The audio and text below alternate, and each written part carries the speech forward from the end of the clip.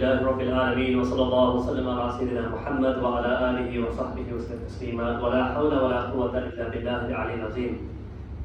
أما بعد فأعوذ بالله من الشيطان الرجيم. بسم الله الرحمن الرحيم. So first of all, I would like to quickly remind everybody that today is the day of Jumu'ah, and this is the day in which our Messenger sallallahu alaihi wasallam advised us to recite a minimum of 10 ayat, 10 verses of Surah Al-Kahf. So anybody who has not recited 10 verses of Surah Al-Kahf with your families, please ensure that you do today. As we can see all around us, the signs of the end times. We are seeing, for example, signs of climate change, increase in temperatures, the wildfires and so forth. This is a sign of the end times. As we know from the many hadith, that for example, the year before the Dajjal will emerge, there will be no rainfall for an entire year. We are starting to see the signs of this with the increasing droughts, the wildfires and so forth. And secondly, we are seeing a lot of social unrest with the increase in prices of fuel, of basic commodities, that unfortunately may lead to increased social unrest. This is also a sign of the end times. And so when we see these difficulties around us, our Messenger sallallahu alaihi wasallam told us to recite 10 ayat of Surah Al-Kahf, because the way that a cave protects you from the storm, in the same way that the surah of the cave, Al-Kahf, will protect you from the fitan, the trials and tribulations leading up to the emergence of the Dajjal, and if he emerges in our time. And secondly, our Messenger sallallahu alaihi wasallam told us to recite an abundant amount of salawat upon him sallallahu alaihi wasallam, especially on the Yawm al-Jumu'ah. So we should take some time out with our families to recite Allahumma salli wa sallim ala Sayyidina Muhammad sallallahu alaihi wasallam. And our Messenger sallallahu alaihi wasallam said that your salawat that you recite upon me on Yawm al-Jumu'ah, it is presented to me. It is given to me by the angels, and I know you by name, those of you who recite salawat upon me. And we have to remember that we are not benefiting the Holy Prophet sallallahu alaihi wasallam through salawat. Our Messenger sallallahu alaihi wasallam is in no need of our durood sharif, of our salawat, because Allah subhanahu wa ta'ala himself blesses our Messenger sallallahu alaihi wasallam. Inna Allaha wa malaikatahu. Allah and every single one of his angels, yusalluna ala nabi. They send salawat upon our Messenger sallallahu alaihi wasallam. So anybody who thinks that they are benefiting the Messenger sallallahu alaihi wasallam by saying Allahumma salli ala Sayyidina Muhammad sallallahu alaihi wasallam, they are as foolish as somebody who thinks that he is benefiting the ocean by adding a few drops to it. So the salawat, when we do it on Fridays, the benefit comes to us when we do dua and say Allahumma salli wa sallim ala Sayyidina Muhammad. Allah, please shower your blessings, your mercy upon our Messenger sallallahu alaihi wasallam, and present him our humble salam. Then Allah subhanahu wa ta'ala, every time we say that once, Allah blesses us 10 times in return. So the benefit is only for us. And Imam al-Shafi'i, one of the greatest scholars this ummah has produced, he was seen in a dream after he passed away. And somebody asked him, Imam al-Shafi'i, what benefited you in your grave? Was it all the books that you wrote? Al-Risala, Al-Kitab al-Umm, these great works that we still benefit from nowadays in Shafi'i fiqh? Was it the students who you produced? Imam al-Shafi'i said that in my grave, Allah subhanahu wa ta'ala, he showed me the beautiful Jannah that I will enter. And the angels, they showered their blessings upon me. I was treated like somebody who's getting married, somebody who's showered with blessings and love. And what was the reason for this? He did not mention that the reason why he got this honor in his grave, it was not because of the books that he wrote or the students he produced, but actually he said that he wrote a salawat. And if you look in his books, you'll find the salawat. Imam al-Shafi'i, in one of his books, he writes, Allahumma salli ala Sayyidina Muhammad adada ma dhakarahu al-dhakirun wa ghafala an dhikrihi al-ghafilun. Imam al-Shafi'i, he writes a salawat in his book. It means, Allahumma salli ala Sayyidina Muhammad. Allah, please shower your mercy and blessings upon our Messenger sallallahu alayhi wa sallam. Adada ma dhakarahu al-dhakirun, according to the number of people who remember our Prophet sallallahu alayhi wa sallam. وَغَفَلَ عَنْ ذِكْرِهِ الْغَافِلُونَ, and according to the number of people who are heedless and forgetful of him. In other words, Imam al-Shafi'i, he wrote the salawat.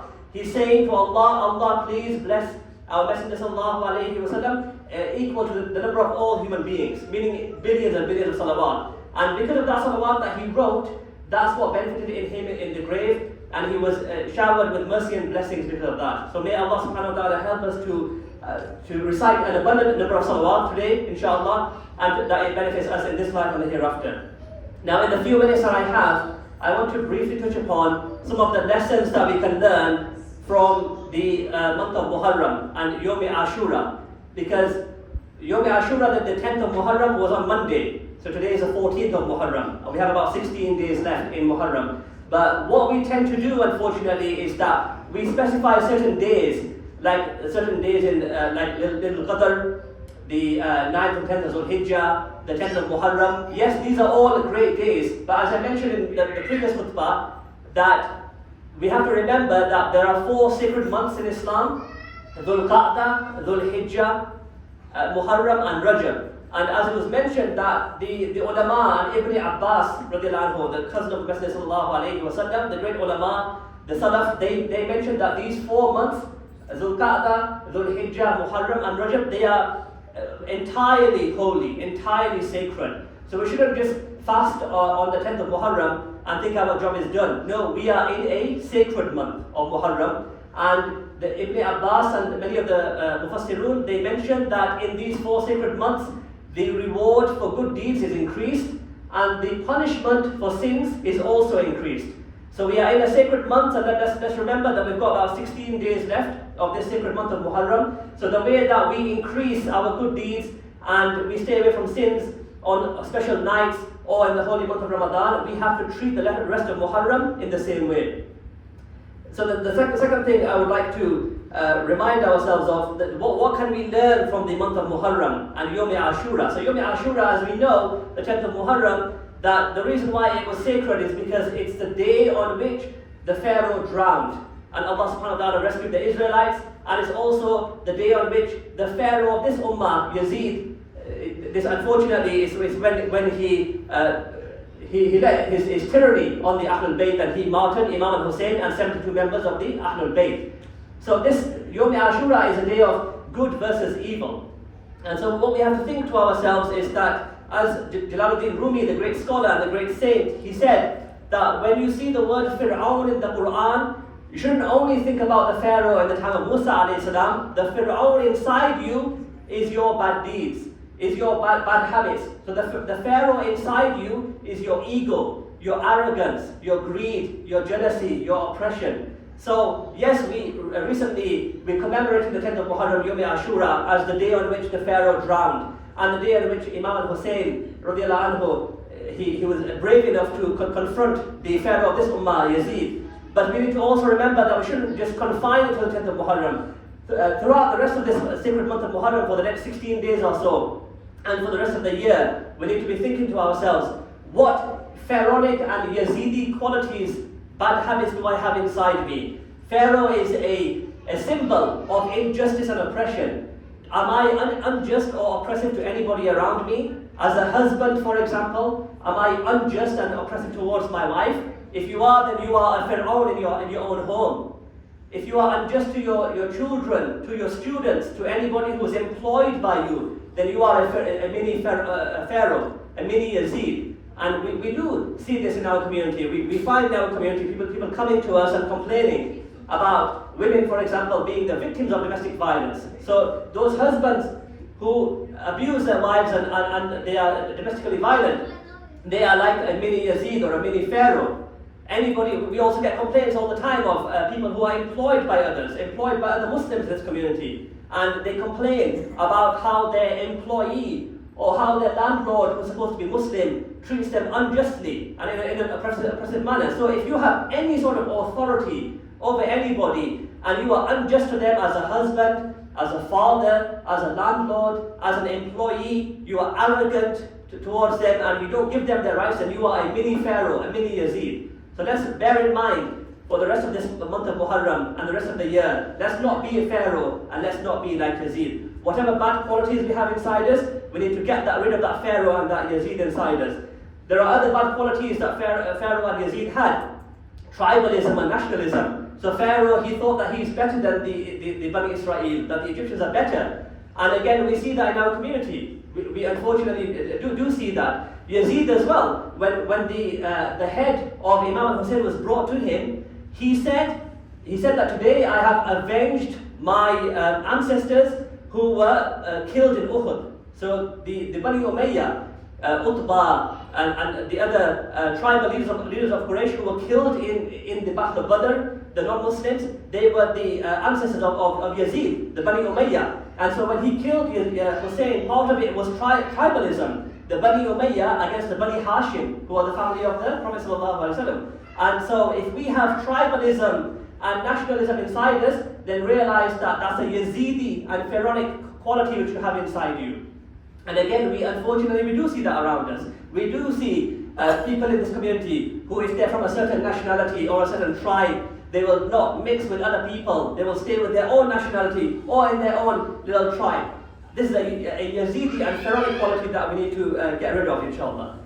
So, the other thing that we need to learn from this sacred month, in which the Pharaoh drowned, and Yazeed was a tyrannical ruler, and in which Imam Hussein was courageous enough to speak out against him. The third quality we need to learn is that we have to speak out against evil in the community. So the first thing is rooting out the evil inside yourself. The second quality is that you need to speak out against the evil which is external, which is all around you. Unfortunately, people are very passive nowadays. So sometimes we get people coming to us and saying that, can you deal with so-and-so? This woman, she's a victim of domestic violence. So-and-so is a victim of whatever oppression. And then we say to them, okay, that's fine. We can go and speak to that person. Not to be unjust, not to be oppressive, not to do this bad habit. But what about you? Why don't you speak out? Why are you coming to me or other imams? Why don't you speak out as well? So the next thing that we learn from Imam al-Hussein is that when he saw Yazeed, who was an unfit ruler, he saw Yazeed is somebody who would not pray salah, he would openly drink alcohol, and he was a womanizer, and he was an oppressor. Imam al-Hussein and his family, they marched against him and said, we will not accept you as a ruler as long as you have these bad habits. So the other thing that we learn from Imam al-Hussein, and we should not confine it to the 10th of Muharram, which is on Monday, but we have to carry on doing that for the rest of this month and for the rest of the year, is we have to be outspoken against any injustice, any oppression that we see around us. And our Messenger ﷺ has warned us. I'll just summarize because the time has run out. But in a number of hadith, our Messenger ﷺ has said that if you don't do al-amru bil ma'ruf wa nahya anil munkar, if you don't command people to do good, like praying and so forth, and if you don't speak out against the oppression or the injustice or bad deeds which are happening around you, then Allah subhanahu wa ta'ala will send His punishment upon you, and your du'as will not be accepted. So I'm just summarizing the hadith because we've run out of time. And again, our Messenger ﷺ said that if you don't speak out against the injustice and the crime around you in your community, then you are like the person who is on the top deck of a ship. This is a hadith of Al-Azhari. And the people who are not respecting the boundaries of Allah subhanahu wa ta'ala, they are like the people who are on the bottom deck of the ship. And the people on the bottom deck of the ship, if they run out of water and then they come to you to the top deck of the ship and they say to you that we've run out of water, so we're going to make a hole in the bottom of the ship in order to get water. And the people on the top deck of the ship, they don't do anything about it. So what's going to happen as a result? What would happen if you're on the top deck of a ship and the people at the bottom run out and they make a hole in the ship? You're all going to drown. And this is the parable that our Messenger ﷺ gave us. He said that if you don't stop people from doing bad deeds, then they're going to destroy your community the way that the people who make a hole in a ship, they're destroying that ship, you're all going to drown. So you're all going to suffer from it. So if you be passive, then you will all suffer as a community. So the next thing that we learn from Imam al-Hussein is to be courageous and speak out against any wrong or any injustice or any oppression that we see around us. And finally, I'll just quickly summarize that the next two qualities I wanted to mention is that the next thing that we have to speak about during the month of Muharram is that some people, unfortunately, they use a certain bad language against the Sahaba of Rasulullah sallallahu alayhi wasallam. As Muslims and as Sunni Muslims, we do not speak ill or think ill of any of the Sahaba. And our Messenger sallallahu alayhi wasallam, he said, "La tasubbu ashabi." Do not insult my companions. We heard this quite often when we were young, that our Messenger sallallahu alayhi wa sallam said, don't insult my companions. That if any of you were to give gold equal to the mountain of Uhud in weight, and the Sahaba gave a small handful of wheat in charity, then their small handful of wheat that they would give in charity is greater than you giving a mountain of Uhud equivalent in gold. But you know what's interesting is that if you look at the sharh, the commentary of this hadith, do you know who Rasulullah said this to? He said it to Khalid bin Walid. Our Messenger sallallahu alaihi wasallam, what happened was that Khalid bin Walid, who we all know as the great warrior, Khalid bin Walid got into an argument with Abdurrahman ibn Auf, who was one of the early Muslims. So Khalid bin Walid, when he was having an argument with Abdurrahman ibn Auf, he insulted him. And our Messenger sallallahu alaihi wasallam got angry with the great warrior Khalid bin Walid, and he said to him, Khalid, la tasubbu ashabi, don't insult my companions. That you're at a lower level because you became Muslim quite late. Abdurrahman ibn Auf is one of the early Muslims. So you, Khalid, if you gave the equivalent of Mount Uhud in gold, then it would not equal a handful of wheat or barley that Abdurrahman ibn Auf would give in the path of Allah. If Rasulullah is saying that to Khalid bin Walid, then just imagine you and me. How could we dare to say anything bad about Amir Muawiyah radiallahu anhu in the month of Muharram, or I guess any other Sahabi? Amir Muawiyah radiallahu anhu, he is Katib al-Wahi. He is somebody who would write the letters for Rasulullah sallallahu alayhi wa sallam, and he would also write the Wahi, the Quran. So those people who have ill thoughts or abuse Amir Muawiyah radiallahu anhu, they need to realize that every time they open the Mus'haf and read the Quran, the reward is going to Amir Muawiyah radiallahu anhu. And similarly, Amr ibn al-As was a close companion of Amir Muawiyah radiallahu anhu, and he was the conqueror of Egypt. Now, one of the scholars of Al-Azhar, one of the Egyptian scholars, he criticized Amr ibn al-As radiallahu anhu, the companion of Amir Muawiyah. And then Amr ibn al-As radiallahu anhu, he came in the dream of that scholar, and he said that you're criticizing me for something in the past. You should realize that Allah subhanahu wa ta'ala, He opened the country of Egypt to Islam through me. I conquered Egypt, and so all of the good deeds of every single Muslim in Egypt from my time until Yawm al-Qiyamah, every time they pray, they give charity, they build a masjid, they help the orphans, all of that reward is going to me. So don't criticize me. And the final point I would like to make is that the love of the Ahlul Bayt. We shouldn't limit our love of the Ahlul Bayt to the 10th of Muharram. Rasulullah sallallahu alaihi wasallam, he advised us as parents, أَدِّبُوا أَوْلَادَكُمْ عَلَىٰ ثَلَاثٍ, that you have to teach your children three things. One of them is حُبَّ أَهْلِ بَيْتِي, you have to teach your children the love of my family. And our Messenger sallallahu alaihi wasallam said, Al-Husayn minni wa ana min al-Husayn. Hussein is part of me and I am part of Hussein. أَحَبَّ اللَّهُ مَنْ أَحَبَّ Hussein. That may Allah subhanahu wa ta'ala love the person who loves Imam Hussein. So may Allah subhanahu wa ta'ala help us to do good deeds throughout the rest of Muharram, knowing that it's a sacred month, not just a 10th. Number two, may Allah help us to remove the Yazidi and Pharaonic qualities inside us, the injustice and oppression. May Allah help us to speak out against injustice in the community. May He help us to respect the Sahaba, and may He help us as parents to instill the love of the Ahlul Bayt in our family throughout Muharram and throughout the rest of the year, inshaAllah. وَمَا عَلَيْنَا إِلَّا الْبَلَاغُ الْمُبِينُ.